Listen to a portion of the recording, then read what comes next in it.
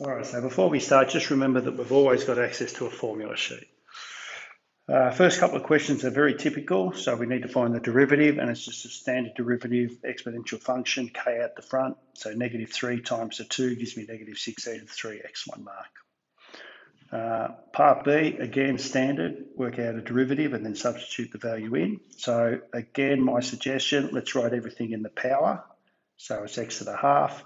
So derivative of the first function is just a 1 times the second function, square root of 2x plus 1, plus derivative of the second function, so half comes out the front, the x is from the original function, 2x plus 1, take 1 from the power, makes it minus a half, then we times by the derivative of the inside function, which is 2. So the first function stays the same, the second function, a half times 2 is 1, so we just end up with x over the square root of 2x plus 1. Suggest we put it in the square root form because it's easier to evaluate then. Don't forget, and many students do, to substitute the 4 in, so 2 4s are 8 plus 1 is 9, over, plus I should say 4 over the square root of 9, which is of course 3. So 3 plus 4 root 3, it is expected you would add those two numbers together. 3 3s are 9 plus 4 is 13.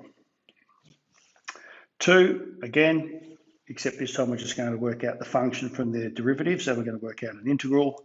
Please pay attention to notation, integral sign dx, x cubed plus x, add 1 to the power, divide by the power, add 1 to the power, divide by the power, plus c. And then we're going to use that initial condition, y is 2, x is 1. Y is 2, put x equal to 1, we get a quarter plus a half.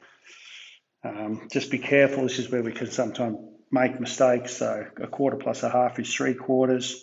2 is 8 on 4. 8 on 4 minus 3 on 4 will give me the 5 on 4. Then rewrite the function in the correct form. All right, hope it's nice 5 marks. All right, the range of the sine function, well, it's on the formula sheet. Sine of x is between -1 and 1. So 2 times that is between -2 and 2, close brackets. Period is 2 pi on n, the n value 2 gives me a period of pi, and we're going to solve the function by taking the 2 across to give me root 3 on 2. Notice they didn't give you a domain, which means we want the general solution.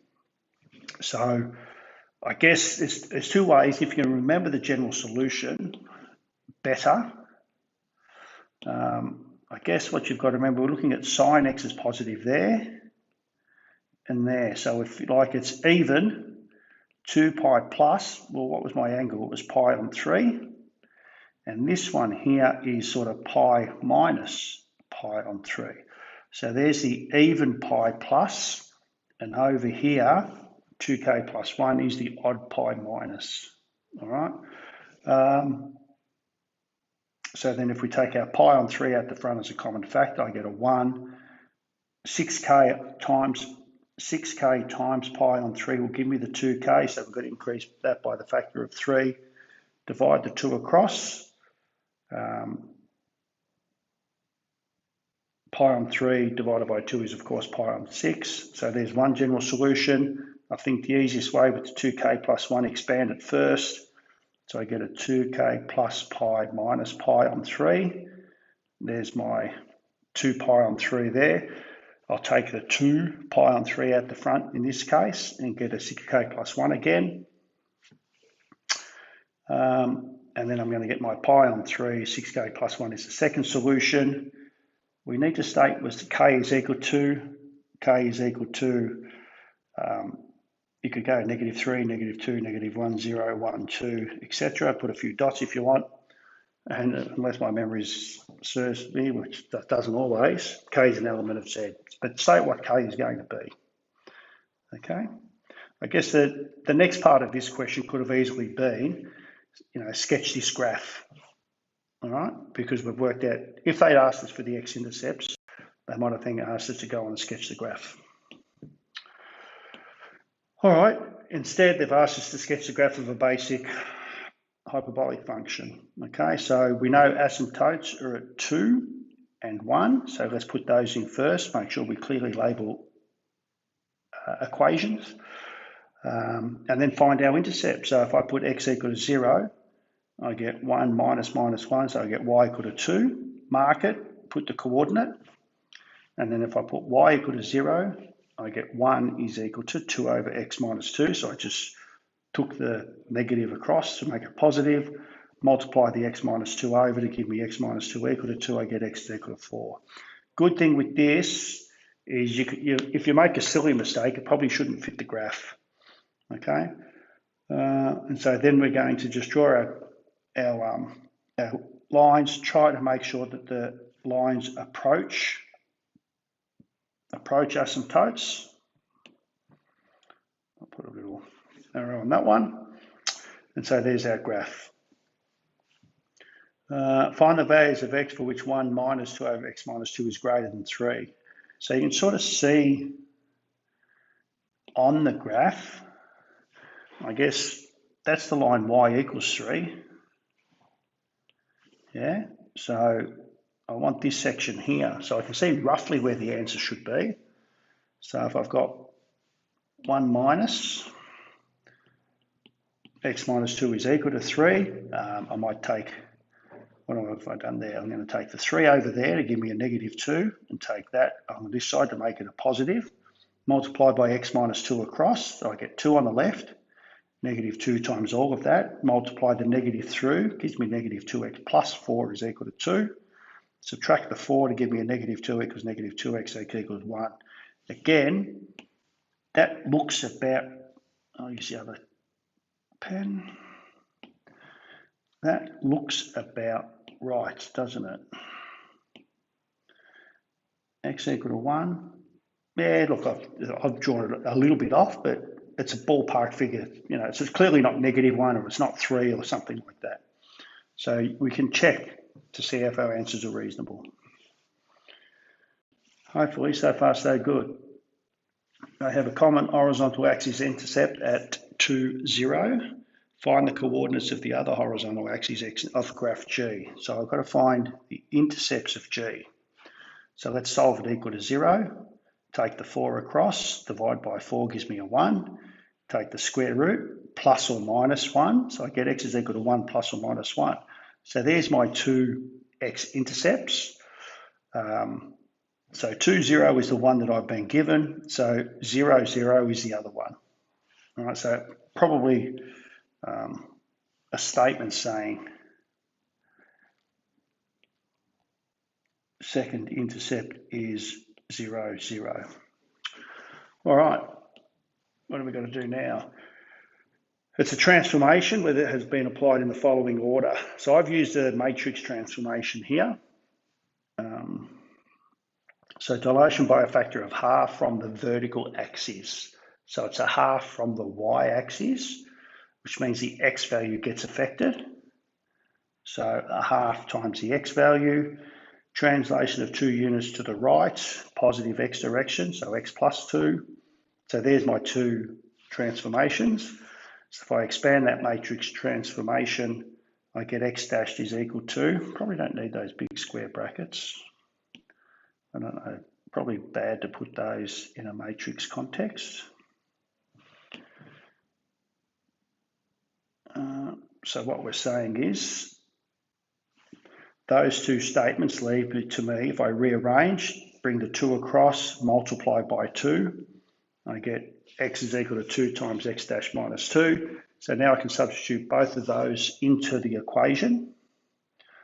So it's x squared minus 4, so there's my x squared expression. Be careful, so the 2 squared is 4, I get x minus 2 all squared minus 4. Now I must confess, when I first did this, I got to there and thought, good, there's the answer. Go back and read the question. State the rule and the coordinates of the horizontal axis intercepts. Geez, I reckon there'll be a lot of kids forget to do that. So again, if I just solve, I get 4x minus 2 squared minus 4 is equal to 0. X minus 2 squared is equal to 1. X minus 2 equals plus or minus 1. So add 2. 2 plus or minus 1. So it gives me a 3 and a 1 there. So there's my intercepts. Coordinates, which is why they're in coordinate form. All right, so I reckon, yeah, it could have easily left something off there. Question 6. Okay, we've got a probability table, and again, the first thing with probability is we might try and do a representation of all that information.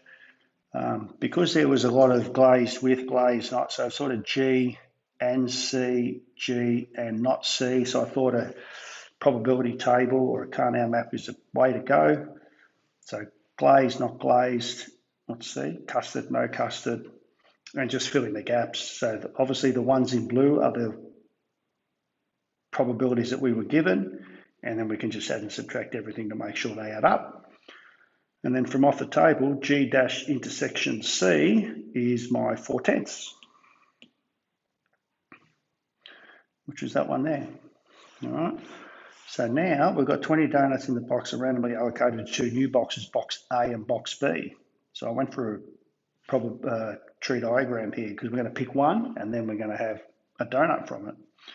Each new box has 10 donuts. One of the new boxes is chosen at random, then a donut from that is chosen in random. G is the number of donuts, glazed donuts in box A. Okay, so because we were talking about glazed donuts, I went for how many glazed donuts have we got to begin with. And of my glazed donuts, it says 7 out of 10 are not glazed, which means 3 out of 10 are. So of the 20, 6 of them are glazed. So that's how many glazed donuts we've got in the collection. So I've done my box A, box B, glazed, not glazed, glazed, not glazed. All right, so I do know that there's G. So it says that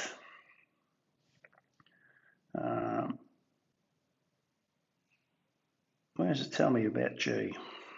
G be the number of glazed donuts in box A. So the probability of getting a glazed donut in box A is G out of 10. Okay, there's 10 donuts in there and G of them are glazed. So that means in box B, there's only 6 donuts in total. G of them are in the other box. So 6 minus G out of 10 is the probability of getting a glazed donut in box B. So if we look at the conditional statement we need, the probability of box B, given the donut was glazed, is the intersection of the two over the probability of a glazed. Okay, so box B and G is that probability path. Box B and G is a half times 6 minus G on 10 over the total probability of a glazed. Well, we know there were 6 out of 20 of the donuts were glazed to begin with. So if we just be careful with our probability, we've got 6 minus G on 20, flip the other one upside down and multiply, and I get my 6 minus G on 6, okay? Online shopping site has over 1 million visitors, which means that when we've got a large sample population, or a large population, I should say, we can treat it like a binomial. Because if we take one success out of a population of 1 million, the probability change is insignificant. So we can treat it like a binomial. Half of the visitors, so the probability of success is a half. So we probably should put that down somewhere. So P is equal to a half, and the number of samples, the number of trials is 5. P is a random proportion. I want the proportion. So from my sample, I want that proportion of successes to be 0.8 or bigger. So if I've got 5 samples, that means the number of successes in that sample of 5 has to be 4 or 5. So I've got the probability that X is equal to 4 or the probability that X is equal to 5. So from my binomial knowledge, I know that 5C4 probability of a 25-year-old is a half, so they're both halves, so that's nice. Half to the power of 4 times a half, plus 5C5, a half to the power of 5. So a half to the power of 4 is 1 over 2, a half to the power of 5 is 1 over 2 to the 5. 2 2s are 4, 4 4s are 16, that's 4 of them, so that's 32. 5C4 is 5, so 5 on 32 plus 1 on 32 is 6 on 32. I think with something like that, we probably really should simplified down to 3/16. Be interesting to see if our examiner's report accepted 6 on 32. Note, I guess, in here, and I sort of glossed over it a bit, not to use the normal approximation, which told us really we're going to use a binomial. All right, so we've got another probability. This one's a continuous probability density. K is a positive real number. Show that K is equal to 2. Again, we know that for a density function, the integral between 2 and 1 dx of the probability function has to equal 1. All right, so look, we could take the K out. I decided to leave it in there. In this case, Kx to the minus 2, add 1 to the power, divide by the power, which just makes it negative K on x. So put a 2 in there, so I get negative K on 2 minus negative K on 1, which is going to be a minus, which is plus K. So we're solving that expression. K on 2 is equal to 1, K is equal to a half. With any show, you've got to have all these steps. I think the only one you could have possibly left out is maybe from there to there. Okay, show all the working out. The expected value of x is just x times p of x. The formula, that's on your formula sheet. So x times p of x gives me a 1 on x. Integral of 1 on x is natural log of x between 2 and 1, my limits of integration. And obviously the k value is the 2 out the front. That's where that comes from. So natural log of 2 minus natural log of 1. Natural log of 1 is 0. So I just get 2 natural log 2. All right, again, notice it's, these first 7 questions are just different aspects of the course, rather straightforward. All right, a little bit more involved. The gradient of a function is given by, so that's my derivative. The graph of the function has a single stationary point at. Find the rule for the function. So I've got a derivative and a point the line goes through. So this one here, I must confess, it's just with your substitutions at the end that maybe we get a little bit careless. So let's write out the rule. Y is going to be equal to the antiderivative of the function we've been given. Write it to the power of a half, because now the antiderivative of that is add 1 to the power, divide by the power. So 1 over 3 on 2 is 2/3. And then divide by a as well, but a is 1 in this case. That rule is on your formula sheet. So again, no excuses because it's on your formula sheet, all right?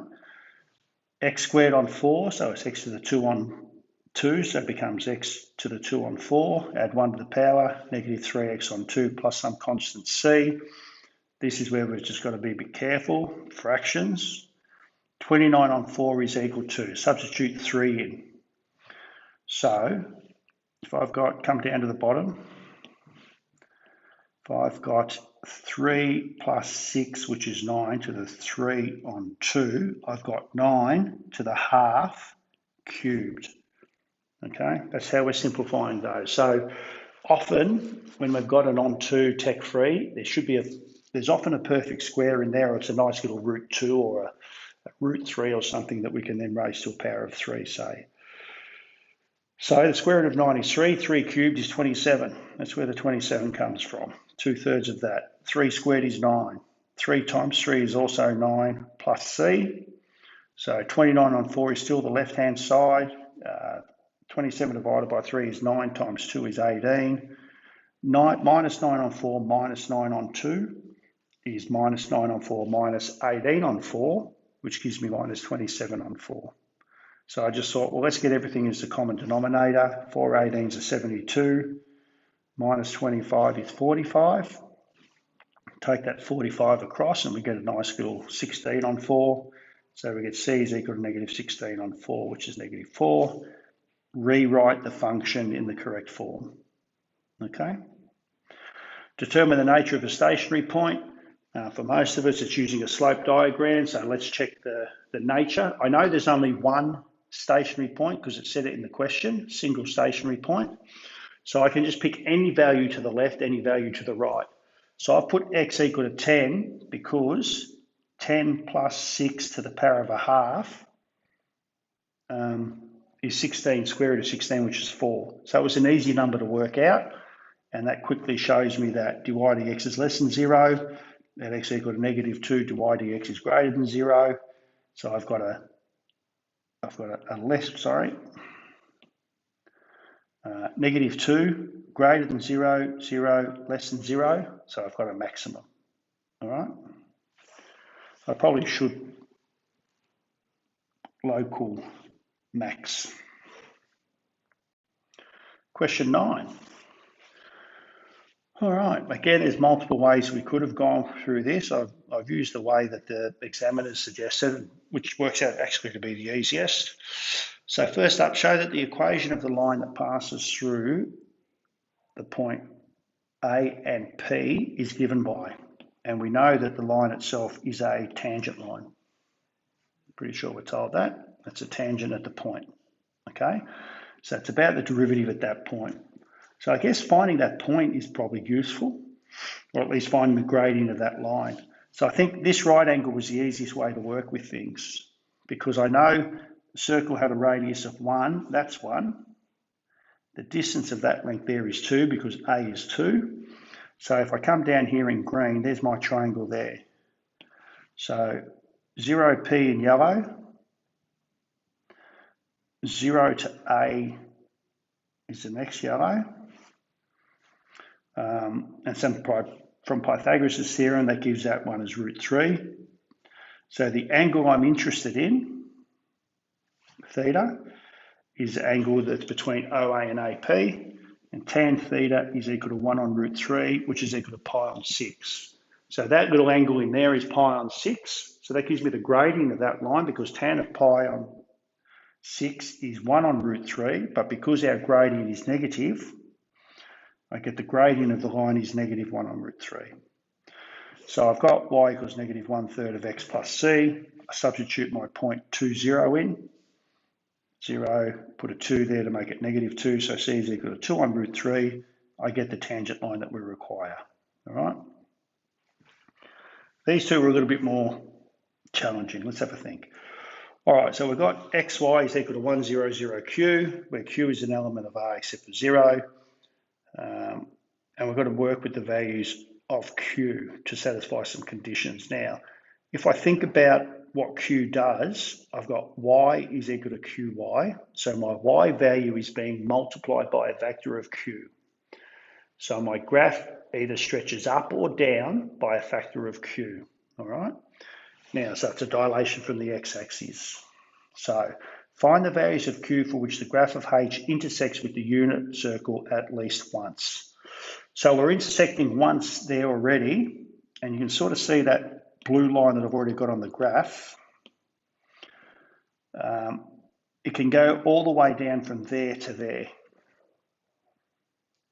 Okay, so that's the range of values. So if I multiply by a factor of -1, so 1 is okay. If I multiply by a number bigger than 1, it'll take that line above the point P because it'll get further from the axis. If I multiply it by a half, say, the Y value decreases by a factor of a half, so it'll cut through twice. If I make it a negative, all it does is flip it, and as long as that -1 is the lowest value that we use, okay, the graph's going to be somewhere between the circle lines, all right? So my P value can be anywhere between -1 and 1, can't be 0 from the information in the question, all right? So P can be any of those values. What's the next part? Let graph of H wants the circle, intersect the circle twice. Find the values of Q for which the coordinates of the points of intersection have only positive values. So if I draw my line again, this line here, if I say draw it there, and I'll take this out in a minute, that coordinate there is negative something positive y. It's got a negative value, so it can't be that low. So what we need is the lowest this can be is there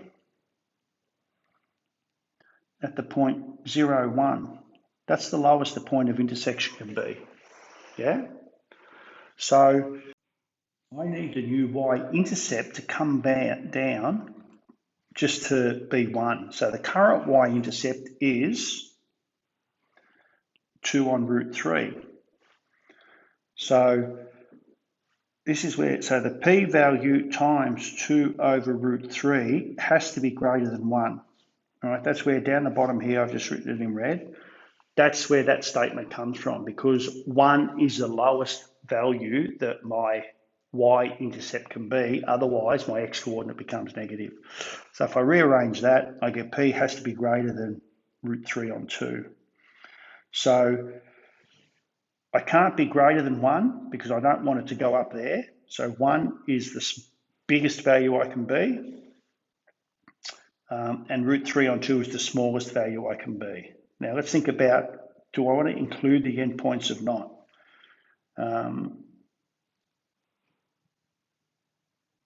No, I can't include the endpoints, can I? Why can't I? Well, I can't include this endpoint here because the point 0, 1 is not positive.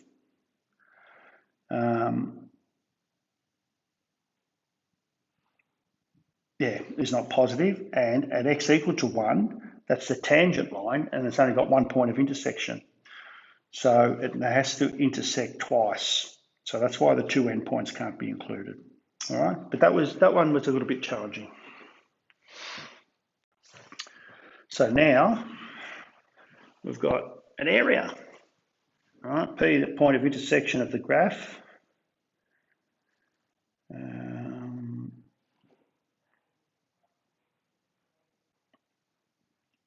Okay, so P is the point of intersection of the graph and it's closest to A. So I guess the key thing here to remember, actually we'll talk about it in a tick. So that was P there.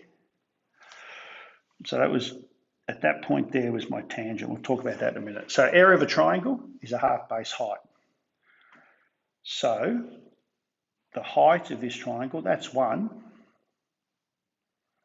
Theta 1, so sine theta equals opposite over hypotenuse. So H is just equal to sine theta.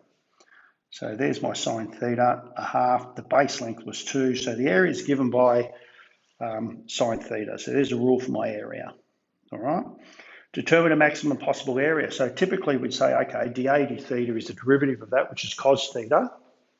And so the maximum occurs at theta equal to pi on 2. So if I had that pi on 2 angle there, let's use a different colour for that.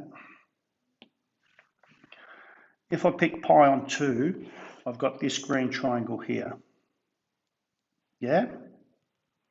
That's the maximum. But the thing is, okay,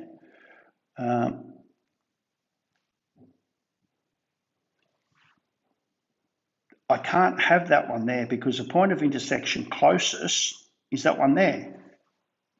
Yeah? So whilst at that value there, that value at the point 0, 1 gives me the largest triangle, I can't take that point because the coordinate I would have to take is the one that first intersects. So instead, really I'm looking for the largest possible p-value.